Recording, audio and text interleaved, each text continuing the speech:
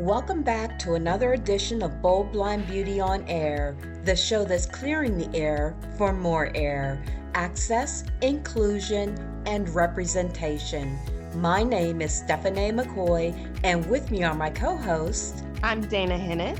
I'm Nesreen Buddha. And this is Sylvia Stenson Perez.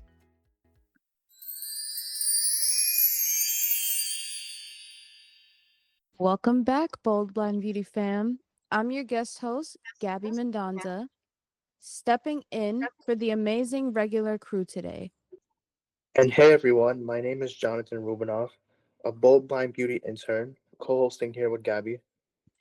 Yes, and today, Jonathan, we're actually doing something a little bit different. We are turning the tables. Jonathan and I are in the hot seats. That's right, Gabby. We are planning to discuss our unique experiences as individuals navigating the world on the blindness spectrum. And guiding us through this interview is a wonderful friend of Bold Blind Beauty and a true ally to our community. Our interviewer is a British-born voiceover artist with a broadcast quality home studio. As a dedicated Bold Blind Beauty supporter and a huge advocate for the blind community, she has lended her incredible vocal talent to commercials, narration, audiobooks, and corporate projects. Known for her quick turnaround, transparent rates, and collaborative spirit. So please welcome the fantastic Andrea Andy Chadwick. Oh, that's so special. Hello, Gabby and Jonathan. Oh, that's so wonderful. It warms my heart. It's such a pleasure to be here and to have this opportunity to learn more from you both. I'm ready to dive in and ask some of those specific questions. Are you ready to dive Yes. in? Yep, we are. Awesome. Let's go. So this question is for both of you. All right. So, Gabby, if you want to start with the answer, can you Okay. tell me a bit about yourselves? Were you born blind or did you lose your sight? Gabby. Sure. So I was actually not born blind. I lost my vision relatively young. I was still a baby. And, it happened kind of in a very interesting way. I had a tumor on my optic nerve, and that's what caused my vision loss. It took some time to adjust to that growing up, but I'm in many ways grateful that I was able to find the support and the connections that I needed in order to help me to kind of move through that and understand that I could live a life with visual impairment. Oh, bless. How about you, Jonathan? I'm actually a different story. So I was born with congenital glaucoma. I was diagnosed with this disease whenever I was 8 months old, and I still have it till this day. So basically, my vision started worsening, especially when I was 13 years old, since I had high eye pressure and my optic nerve began to quickly degenerate. As a result, I was losing a lot of vision. Eventually, I had a retinal detachment in my right eye. So currently, I still have one eye left. So I can only see very little from my left eye to the point where my vision is classified as hand motion. I had significantly greater vision during my childhood. I could still read 12-point fonts, have respectable distance vision, and perform different activities. I could play video games.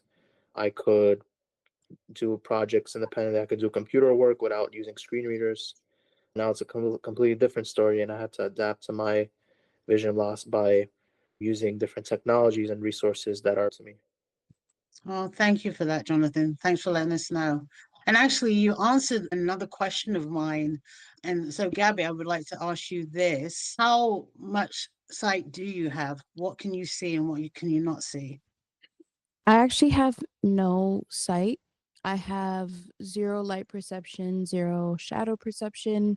So oftentimes people that are blind or visually impaired will have Either one of those options. Sometimes it varies. Blindness is a spectrum, but for me, I have none of those. So I can't see light, can't see shadows, can't see faces, can't see colors, none of it. And my vision, my eye condition isn't something that's progressive or something that can kind of like come up again. It's one of those things where once I lose it, that's kind of it. And so, yeah, that would be my answer to that question. Oh, thank you for being so open. Let me just add here because I know some of the questions might be sensitive and to the listeners too. So I just want to state this is a safe space. The questions are asked in love and understanding. And if there is anything that you don't want to answer, feel free. Or if you want to correct me in something, feel free. Okay. So this platform right now is for everybody to understand and learn. All right. So I'm going to make it funny. It could be funny, it might not be funny. And either one of you can answer this. What is the one question you received that absolutely annoys you? Jonathan, you want to go ahead? Sure. So that question I often receive that often annoys me is, how can you walk by yourself? Well, there's one incident that occurred recently. I just said, hey, I'm gonna just walk to the store. Give me 5 minutes. It's right here. I'll be right back. He was one of my guests in my family that never met me before formally. So he was confused, like, how can you go? You can't see. How can you go to the store? He was like completely bewildered about how am I about to leave the house by myself. So I told him, first of all, I use a white cane that I sweep on the ground.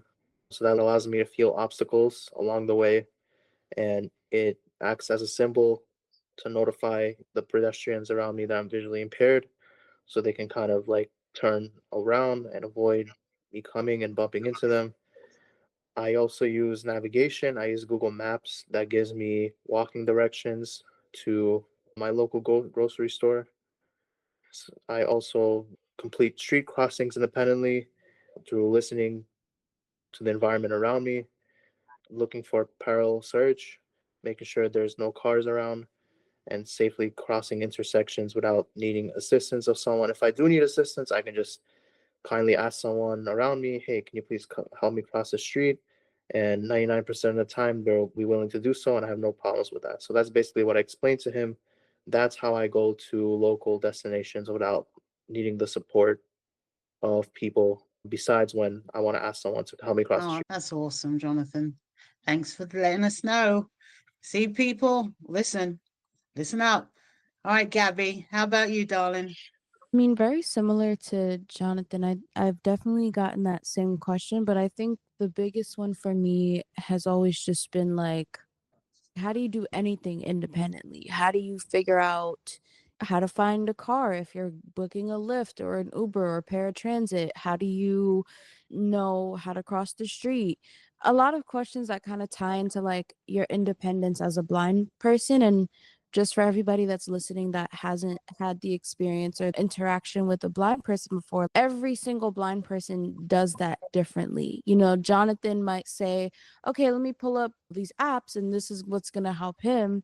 Whereas, like, apps can also help me too, but I think it just depends on the situation sometimes. I think just a lot of questions that, like, really feel like they are tapping into someone questioning your independence as a person because they see your disability first. They don't see you as a person. And so I think just all of it kind of bothers me, I would say. That's so Yeah. true. Yeah, and this is why we need to have these conversations, right? Mhm. So that, people understand. And I think that's one of my questions that I had. I'll ask this right now because we're talking about this, but what's one thing you wish more sighted people understood about being blind or visually impaired? Just understand that not every blind person you meet is the same as the last blind person you met or going to be the same as the next blind person you meet. Also Yeah. know that the tools we use are different. How we approach life is different. How we navigate the world is different. And also understand that, when you make assumptions about us, you kind of place us into this one box. And so be more open to educating yourself and asking the questions that are appropriate and respectful. Oftentimes, you'll find that we will answer your questions as long as you're approaching us with respect and you're not doing it in a way that's inappropriate. And I would just say, just have more of an open mind and know that there are other communities outside of the ones that you might possibly know of. Absolutely. I love that. Good for you. How Thank about you. you, Jonathan? How would you answer that? Yeah, 100%. Everything Gabby says is applicable to my answer as well. And I just wanted to say, like, I'm just so surprised of how many incredible innovations and technologies that have been Mhm. released recently that is helping blind people with accessibility and just having access towards things that we never could have dreamed of before. For example, the Ray-Ban Meta glasses allows me to read a book that's inaccessible to me, a standard print book in which I can't see the font. I put on these glasses, it reads me the whole book without a problem. We didn't have this technology 5 years ago. You told me we did, I would not have believed you. I tried these glasses in person for myself, like around a week ago, and they blew my mind. Oh, Um, that's awesome. that this is like revolutionary technology. Like Yeah. not having access towards print was one of the biggest barriers for the visually impaired community for decades, right? And now Yeah, we have a solution that allows us to literally rent books in a library like sighted people and just yeah. read. We can read without asking a volunteer. We can do it like everyone else, and it's incredible. And I want people to know that blind people are more functional and capable than the average person thinks. Yes. And a lot of us have very respectable occupations and levels of education, and we could definitely make a monumental impact in society through ways that all sighted people can, through hard work, through perseverance, through collaboration, through striving for perfection, whether that's alone or with other people. And we're just lucky living in the 21st century in the most advanced society that we ever knew, and we're benefiting and learning about new innovations every single day that are making our lives easier and productive in the same time. Oh, I love that, Jonathan. See, 1000%. technology is wonderful, right? I Mhm. know the big topics are AI and the bad, but there is such good as well. Yes. And some things that are underway that are going to help all the communities. So, Jonathan, thank you for saying that. This is the conversations that we need to have, and we need to share so people know and know what's out there. Now, you were talking about college and school and everything, so I have a question about that.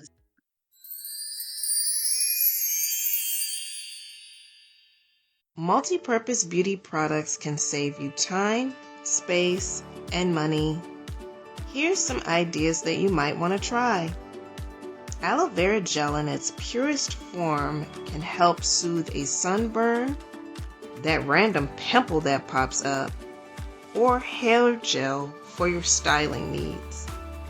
Tinted moisturizers or BB creams can act as your foundation, your SPF if it's in the product, or serve as a base primer for powder foundation if it has luminosity to it. Cheek tints can do your lips, cheeks, and eyes for a natural glow. Shea butter or mango butter can serve as a body moisturizer or hair treatment. Please do a patch test on the skin for any allergic reactions. And that's your Bold Blind Beauty Bite.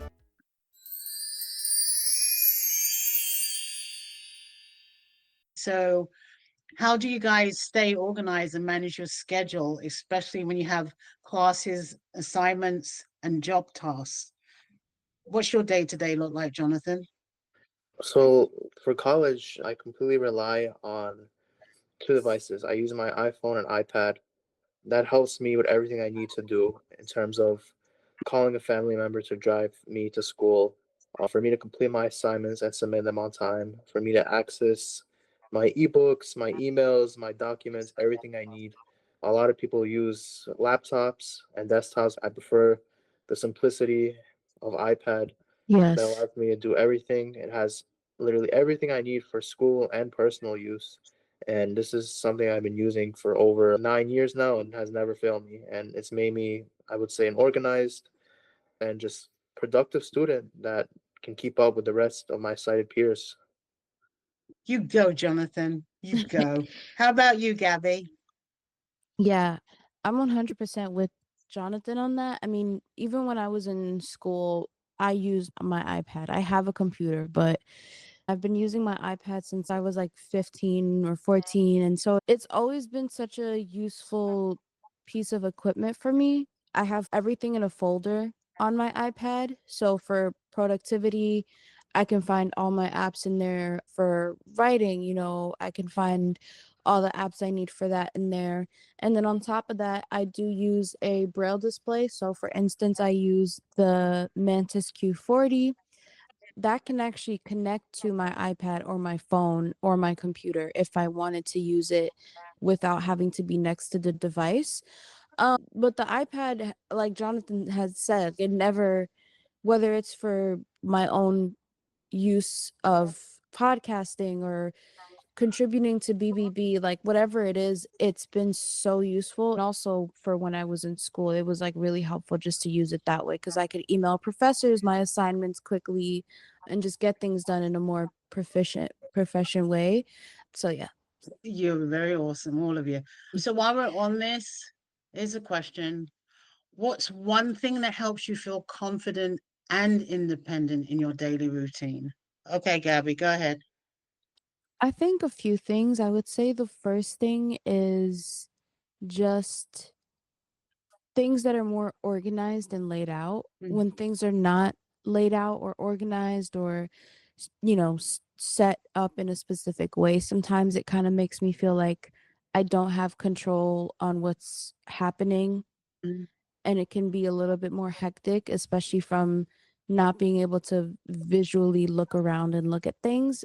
I think just not being afraid to ask people for help. Sometimes Yeah, that's a big thing for people. Asking for help can be hard, but honestly, just learning when to ask for help is big. But in terms of my own confidence and independence, just really trusting that the skills that I've gained are what's really helping me, whether it's leaving the house by myself or it's working on something at home, meeting a deadline, whatever the case may be, really trusting that what I've learned is what's really guiding me internally. And yeah, I would say just believing in me and trusting that if I do need the help, then I will ask for it. And if yeah. not, then I'll just figure it out until I can't do it anymore. Oh, bless you. Yes, asking for help is something I think that everybody has to deal with, right? They Mm. always question. So that's awesome to know. How about you, Jonathan? Do you have anything to add to that? Yeah, I completely agree with Gabby. I would like to say, like, my family helps me do everything. They always care for me. They provide me with everything I need. Yeah. I can always ask them for help if there's something inaccessible that I need them just to quickly read, or just for them to drive me to school and pick me up and go back home, for them to help me navigate inaccessible websites that don't work with voiceover or JAWS. They're always there for me. And I think also just making friends is also very important for you to feel confident in yourself. Socializing is the absolute key in like living a life where you feel satisfied and where you have stable mental health. Uh, Yes. and I think also my professors are very understanding, they're very accommodating. I always feel comfortable and I'm always willing to ask them questions about my coursework, like how's my status in the class. If I need an extension on an assignment, they're always there for me and they understand my situation. So I'm very grateful for that, especially that my college has a great Office of Special Services for students with disabilities that accommodates us in different ways to make the school curriculum accessible to us. despite us being visually impaired. And I think there's two key factors. I think it's the way you support yourself, and I think it's the way other people support you. It's the ultimate Yes. Oh, factor in you living the best life bra- possible, basically. bravo. What's the Mm-hmm. name of your school, Jonathan? It's Queens College in New York. Yeah, give him a clap. That's awesome. That is awesome. Yeah. And Thank I'm you. glad you said you talked about your professors because that was going to be a question on what you wish professors and co-workers and any of your employers, even your family and your friends that are around you, what you want them to know or wish that they knew about working with the blind or visually impaired people. So I think you touched a lot on that, Jonathan. Did you have anything, Gabby, that you wanted to add in regards to whoever everybody's around you, even with your family? Mm-hmm. Sometimes people are scared to ask questions. I did want to add to that about the professors, especially. My college experience was not a great college experience. I left there with really great friends, but overall, like the educational part of it was really tough, especially with accessibility and accommodations. So I think focusing on professors, know that if a student is coming to you for help, trust that, yes, we get it. You have so many students that you're trying to guide and help, but if a student with a disability is coming to you because they have gotten to the point where they don't feel that they're being properly accommodated, please pay attention to that. Because when you don't, they feel like they've fallen even further behind in class. Take me, for example, I had to send out an accommodation letter what felt like way too frequently. And yeah, every now and then during the semester, you might send it out. But for me, it felt like it was almost every other week I had to resend it because I was discriminated against in my school experience with professors. So I think also the training that happens, how professors learn how to help people with visual impairments or other disabilities is really big. But just pay attention and know that if we're coming to you for help, it's because we genuinely need it. And don't pity us. Don't put us in a box and say, oh, well, this student with the accommodation letter keeps coming to me. Because at the end of the day, we're still people, we're still a student, we're still here to learn an education just like everybody else is, except for the fact that we have the added bonus of visual impairment. And the same can be said in other areas of life for family, for friends. Allow us to come to you when we need the help. Jonathan, I agree with what you said with like, my family has always been very supportive and very helpful, and I'm grateful that I can go to them for things. But just knowing that, hey, I can figure it out. And if I can't figure it out, I promise I will come to you. But don't pity or try to do whatever it is that we could do for ourselves unless we really do need the help. And know that we are very independent a lot of the time. And again, I'll keep repeating it. Blindness is a spectrum, and not every single one of us is going to look the same, act the same, do the same things, and interact with you in the same ways. That's absolute. Thank you for all of that. It's like taking your independence away when Mm-hmm. somebody's not listening. So I appreciate that. And thank you for being transparent. I'm so sorry that you went through that experience too. Jonathan, I'm glad that you're able to shed a brighter light on your experience. So thank you for the experiences. I appreciate that.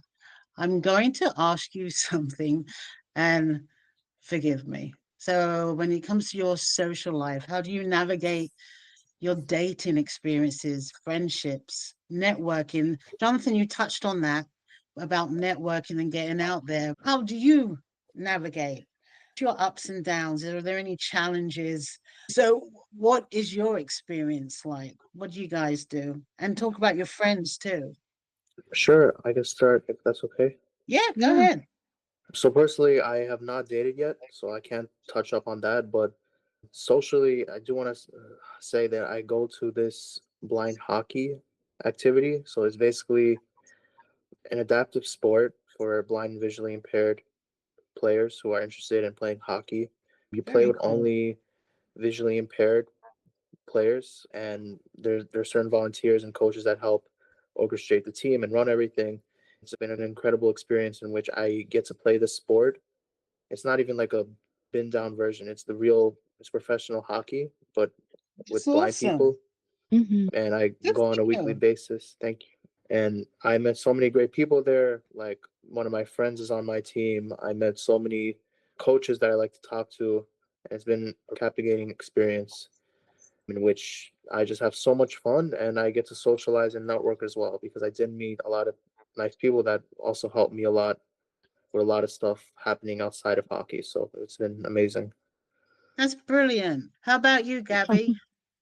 So, I think for me, I'm at the point in life where I am trying to start dating, and it's been really tough. It's been not fun, to be honest, because we live in a society where everything is online dating, right? Like, that's the biggest thing now. Oh, if you Yep. can't meet people in person, like, just go download a few apps and figure it out. Yeah, that's okay every now and then. I've tried that, but it's not my thing, personally speaking. And even before, I just always knew that I would prefer to meet people in person because when you're talking to someone, let's say, and hopefully, Jonathan, this never happens to you. I think guys sometimes maybe have a little bit of different luck than blind women do, hopefully. But oftentimes, like, you can be talking to someone and everything's fine. You're like, oh, cool. I'm making a cool connection with someone. And then you drop oh, by the way, you should know I'm blind. And they just fall off the face of the earth. Like you don't exist anymore. Yeah. So everything you've said up until that point is like, oh, I looked at you as this able bodied person. But now that I find out that you're blind, I'm gonna have to obviously take care of you because clearly you can't do anything for yourself. It's a whole extra barrier, which is why I prefer meeting people in person, and that's been tough in itself, but it is what Yeah. it is. Socializing has been a lot better for me. I have really great friends from school and from years ago that I spend a lot of time with. We like to do karaoke is a big thing for Yay! us. Yeah. I know you like karaoke too, Andy. Yay! Um so we do karaoke, we go out to eat. We always like to try something different, and I think that's kind of opened my mind to more potential things that are out there instead of just kind of like, a few things, which is cool. Like you find what you feel comfortable with and you kind of go with the flow with that. And you make Yep. friendships and connections off of that and through those people too. So, yeah, Yeah. socializing is cool, and I've found that to be a little bit easier.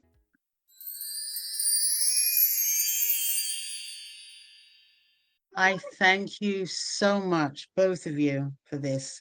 You know how I feel about you. You're my heart. So I appreciate you and allowing me to do this.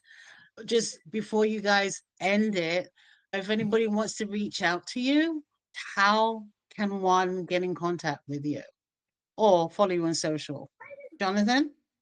Yeah, I'll definitely link my Facebook, Instagram, LinkedIn. Feel free to DM me or message on me on any of those platforms. But yeah, please contact me if you have any questions or just want to have a chat about any topics we mentioned. I'm more than welcome to communicate with anyone about this. How about you, Gabby? Yeah, you could find me on Instagram or TikTok. Instagram at g.donza_. You can DM me there, ask me anything. I'm more than happy to answer those questions or even make a potential video about it. Who knows? Because you are awesome in social media. Yes, you are. Thank you, Andy. Oh, you're very welcome. So I'm going to hand it all back to you, Gabby, Of course. Well, that's all the A.I.R we have for you today. Jonathan, it was great getting to co host with you. Absolutely. Thank you, Gabby. And a huge thanks to Andy as well for turning the mic on us. It's been a pleasure. Yes, we hope that you all enjoyed hearing such a different perspective on Bold Blind Beauty on air. And remember, our conversation doesn't end here. Make sure you subscribe so that you don't miss out on future episodes with the regular hosts and more incredible guests. And to access behind the scenes footage, personal stories, and daily doses of empowerment, be sure to join the Bold Blind community on Instagram. Your support truly means the world as we continue to amplify diverse voices and share powerful stories. Let's keep advocating together for access, inclusion, and representation. Until later, folks, keep it bold and beautiful.